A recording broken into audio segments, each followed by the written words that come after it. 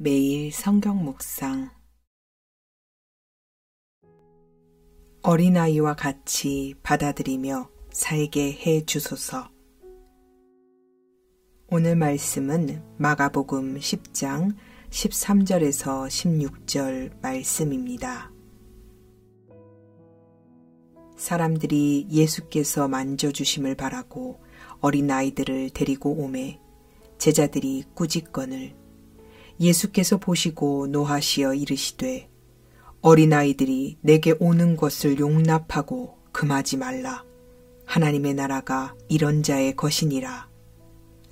내가 진실로 너희에게 이르노니 누구든지 하나님의 나라를 어린아이와 같이 받들지 않는 자는 결단코 그곳에 들어가지 못하리라 하시고 그 어린아이들을 안고 그들 위에 안수하시고 축복하시니라. 사람들이 예수님께서 자기 아이들을 만져주셨으면 하는 바람으로 어린아이들을 데리고 왔습니다. 그리고 이 모습을 본 제자들은 이 부모들을 꾸짖었죠.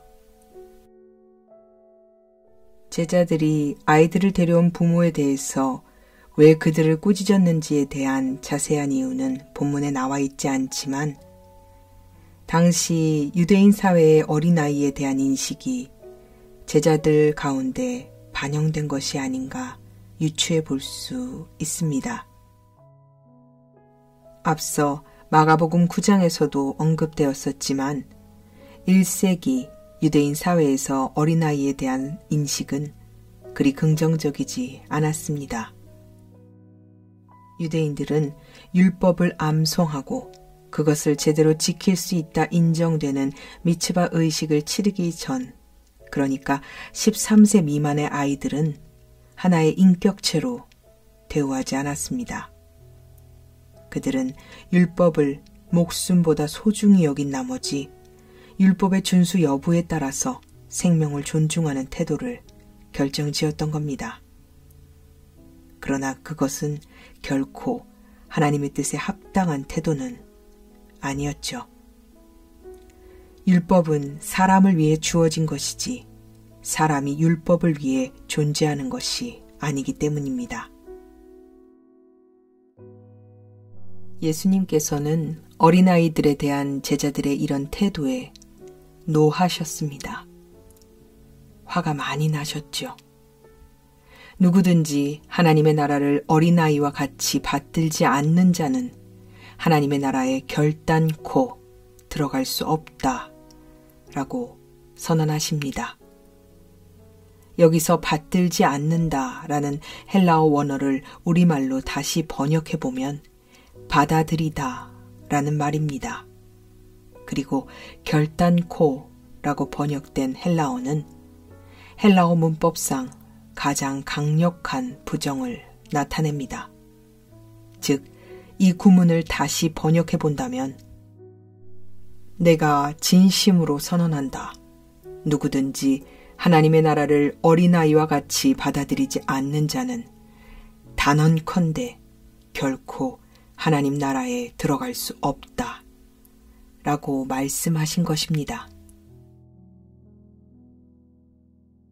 예수님께서 어린아이들의 어떤 특징에 빗대어 이렇게 이야기하셨는지는 직접적으로 언급되어 있지 않지만 아마도 의심 없이 단순하게 있는 그대로를 받아들이는 어린아이들의 특징을 염두에 두고 말씀하신 것이 아닌가 생각해 볼 수 있습니다. 하나님의 나라는 겸손과 신뢰로 저항 없이 순수하게 믿음으로 받아들이는 자들의 것입니다. 이 말씀을 하시고서는 예수님께서는 보란듯이 어린아이들을 품에 안으시고 그들 위에 손을 얹어 안수하시고 축복해 주셨습니다. 제자들은 앞서 예수님께서 어린아이를 어떻게 대우하셨는지를 경험했으나 그들은 기억하지 못했고 예수님의 마음에 합당하지 않은 행동으로 예수님을 노하게 하는 잘못을 저질렀습니다.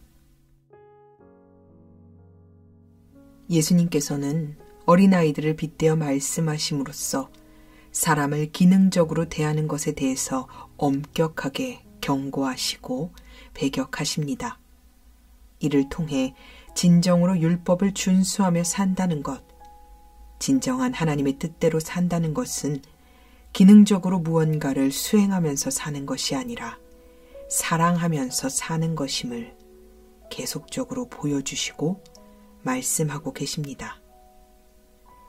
왜 주님께서는 이렇게 사랑을 강조하신 걸까요?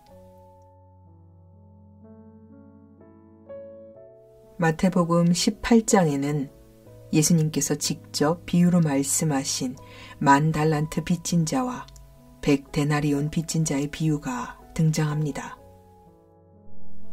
이 비유는 용서와 관련해서 예수님께서 언급하신 것이지만 이 용서에는 하나님의 사랑이 전제되어 있습니다.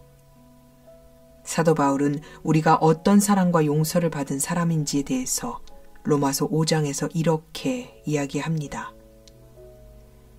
우리가 아직 약할 때에 그리스도께서는 제때에 경건하지 않은 사람을 위하여 죽으셨습니다.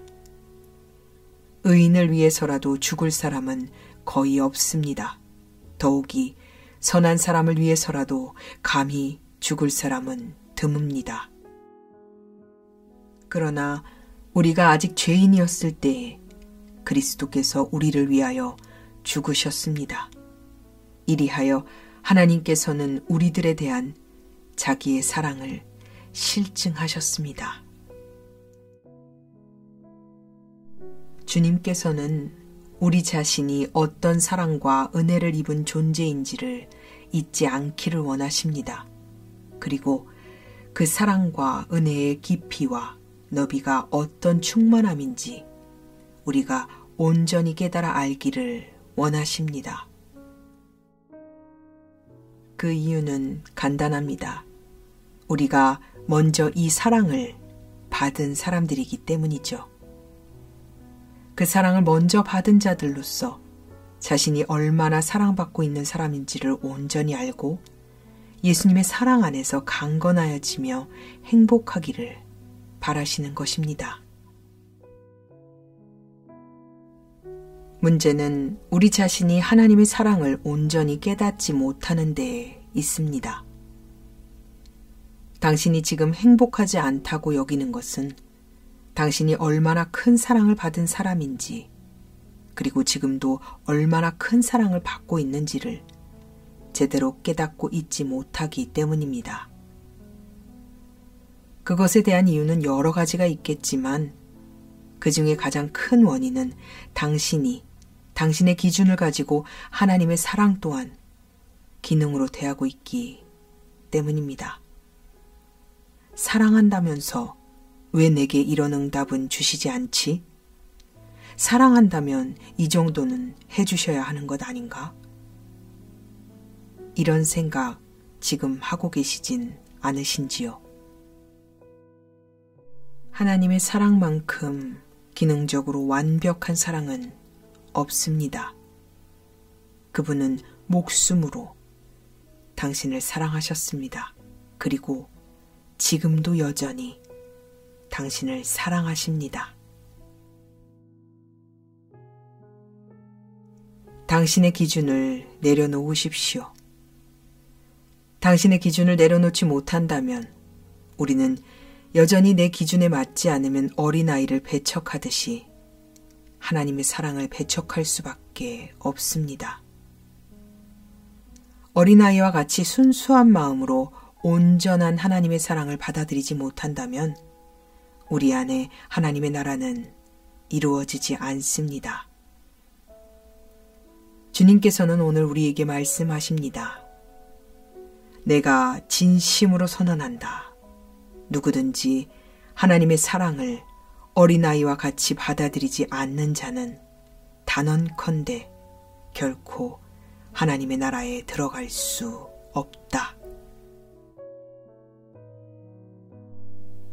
주님께서는 이 사랑을 통해서 온전한 회복을 이루므로 다른 이들도 사랑할 수 있는 예수 닮은 자들로 우리가 살아가기를 원하십니다. 주님께서는 우리가 온전히 회복되고 그 회복을 통해서 나 자신도 그리고 다른 사람들도 기능으로 대하는 것이 아니라 주께서 만드시고 생명 주신 모두를 사랑으로 대하며 축복해야 될 대상으로 바라보고 살아가기를 원하십니다.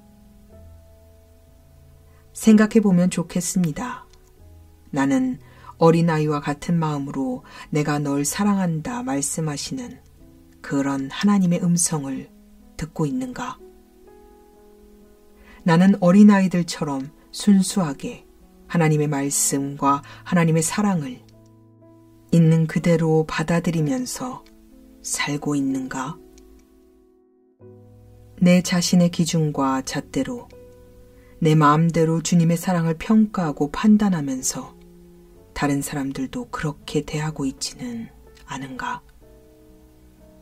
예수님의 눈으로 나 자신과 다른 이들을 바라보고 있는가? 아니면 제자들처럼 세상의 기준으로 하나님의 사랑과 다른 사람을 기능적으로 대하고 있지는 않은가? 사랑하는 하나님, 세상 속에서 산다는 핑계로 주님의 기쁨이 되지 못하고 자꾸만 세상의 가치관에 휘둘리며 살아갑니다. 주님께서 나를 어떻게 대하셨는지를 잊고 자꾸만 제 자신도 그리고 남들도 기능적으로 대하고 생각하면서 그렇게 살아갑니다. 주님, 용서해 주십시오. 제가 함부로 주님의 사랑을 자신의 기준으로 평가하고 판단하면서 신뢰할 만한 것인지 아닌지를 생각하고 사는 죄를 짓고 살아갑니다. 어린아이와 같이 주님의 안아주심을 있는 그대로 받아들이면서 살아가므로 나의 안에 하나님의 나라를 이루면서 살게 해주세요. 그리고 내 안에 이루어진 하나님의 나라를 통해 다른 사람들도 사랑으로 대하며 그렇게 살아갈 수 있게 해주세요.